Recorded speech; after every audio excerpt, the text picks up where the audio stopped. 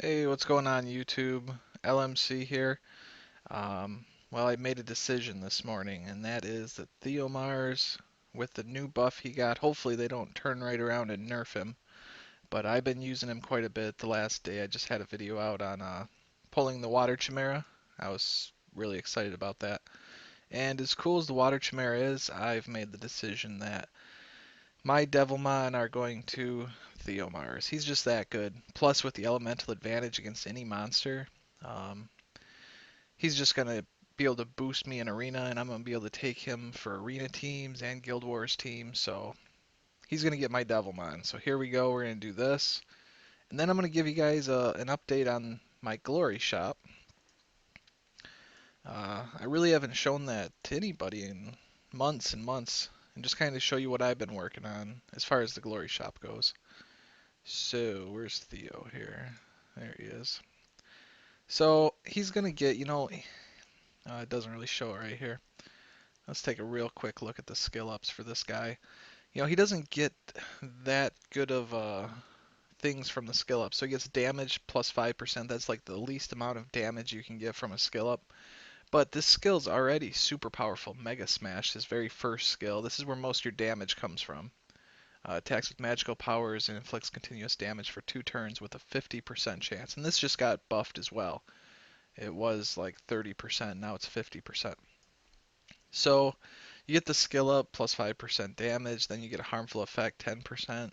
Again, nothing too great, then 10%. So total 25% more damage from his first skill though. And I got some good runes on Theomars here. You can kind of see he's a little bit. Most people don't go with this high of crit rate, but I had the subs. And I don't use him as a leader, so the extra crit rate, some of it's wasted. I think people were saying you get 15% bonus crit rate just from having elemental advantage, so I don't need all this crit rate, but I basically have 100% crit. So he's going to get an extra 25% damage. That's what I'm hoping for. I'm hoping this, I only have 9 Devilmon right now, and I'm going to need 10. 1, 2, 3, 4, 5. 6, 7, 8, 9, 10. I'm going to need 10 to max skill him. So I'm hoping this skill right here, Triple Crush, gets maxed out, because then I'll have the harmful effect rate plus 20%, and that's the defense break, which can be very useful. This was, is that what I was looking at before? No, it was the defense break that got the buff. The first skill, the 50% continuous damage, that didn't receive the buff. I'm sorry about that. Anyways, so I'm hoping this will get the harmful effect rate all the way to max skill for this skill. And then he's going to get, 20% more damage as well. And then 25% more damage for his first skill. And that's actually quite a bit. In the grand scheme of things, if you're going against a Theomars that doesn't have max skills and one that does, 25% extra damage, if they both have really good runes, attack percent, crit damage, attack percent, max level, you're going to be in trouble because the max skill one's, of course, going to be 25% more powerful. Alright, enough rambling. Let's just do this. Keep the video short here. Hopefully I don't end up regretting this because I've been saving these Devilmon for, I don't know, 3 months, 2.5 months, something like that. Alright, there you go. Eat up, Theomars. Enjoy your Devilmon. I've been saving them for you. Let's see what he gets here. Mega Smash, okay. Mega Smash. Alright, so he's going to get 3 from Triple Crush, because it always goes in order. So I got 2 from the first skill, 3 skill ups for the second skill. So that was pretty good. That's about what I want, because I want the second skill to be max level. And I got 4 left. Alright, hopefully that second skill is the one that gets maxed here.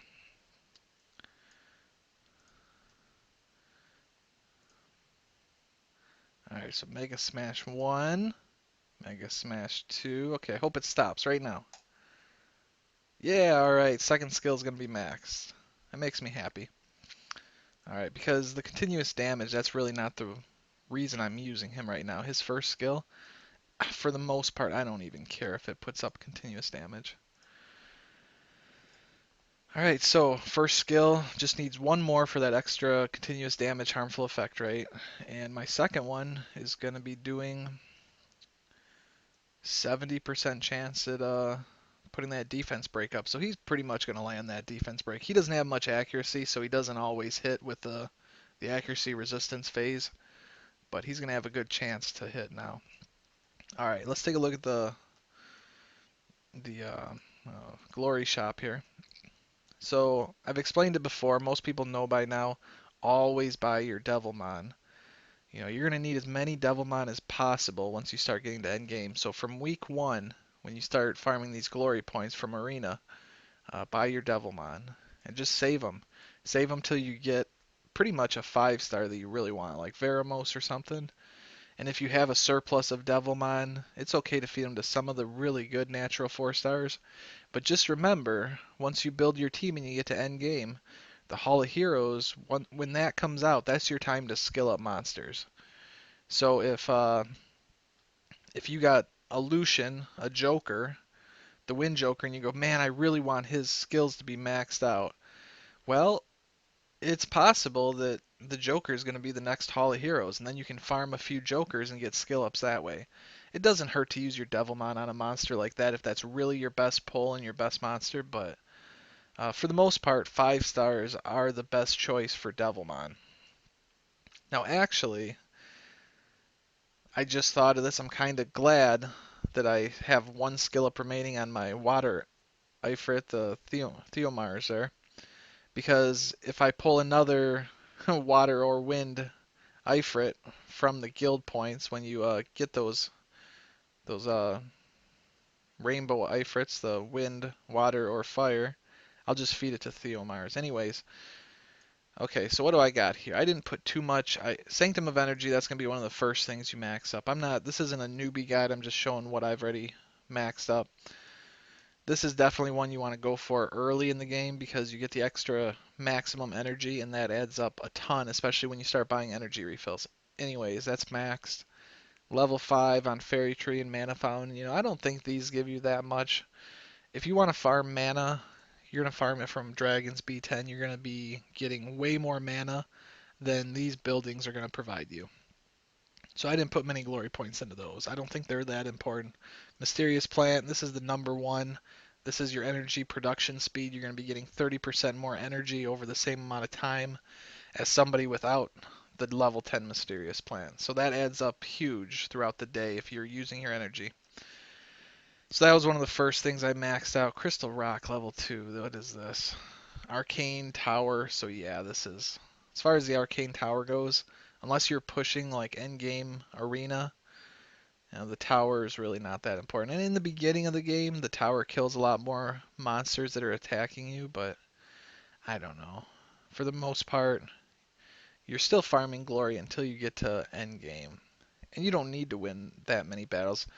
In my case, I'm actually putting up a crappy defense, a really junky one that can be defeated, so that I'm not too high up in arena ranking and I can win and get more glory points. So yeah, I didn't put any points into that yet. Guardstone, okay, so this is your defense.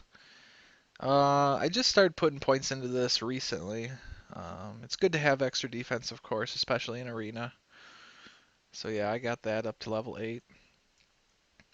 I got water, fire, and dark sanctuaries up to level 4, so that's just increased attack power for those attribute monsters.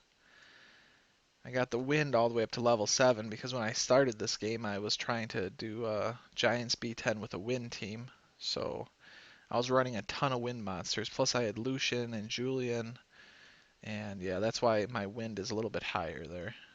Light Sanctuary 5. These are, don't waste points in these until until it makes sense to do so. See, that they were pretty cheap for me. They only cost, except for this one, 200, 300 glory points. So it was worth the extra 2% attack for the attribute monsters. When you start, instead of looking at something like the Crystal Altar here, where I had to save 2,000 glory points. I'm not really happy that I spent my points here. So you probably shouldn't. But the Ancient Sword, okay, attack percent for all attribute monsters. So I thought that was a good purchase at the time. Nowadays, if I was reusing my glory points, I would probably put more into the Ancient Fallen Guardian because it's so much cheaper. And so many of my monsters rely on crit damage and have really high crit rate anyways. You know, that's that build rage where you go attack percent, crit damage, attack percent, and you go for high crit rate subs. So the Ancient Fallen Guardian would be more bang for your buck than the Ancient Sword for endgame stuff. So I think I probably put a few too many glory points into the Ancient Sword. But, you know, you kind of got to level these things a little bit together, you know. I leveled this up, and then it didn't make sense to get 2% for this amount for 2% attack, but maybe it makes sense to get, you know, 2% crit damage for 800. You know, you kind of got to weigh the pros and cons and level these things up together because they just keep getting more expensive every level. Crystal Altar, I don't know, I had a real hard on for hit points there for a while. I thought hit points were the number one super duper most important, and they were for the game. You know, I was trying to do Dragon's B10 without Veramos, and that was very difficult, so extra hit points were really important for me at the time. So I spent a lot of glory points on getting these extra hit points, which is not a bad thing. I'm going to max this thing out eventually. And my next investment, when I save up enough here, is definitely level 9 Sky Totem. I didn't realize that one level here was going to give me 2% speed because the previous level, going from level 8 to level 9, was only 1% extra speed. So I kind of stalled there on the Sky Totem. You know, I think this is a very important one. So it's going to go, the next level is going to go from 12 to 14, and then the final level is going to go from 14 to 15. And that's going to be even more expensive to go from 14 to 15 for that extra 1%.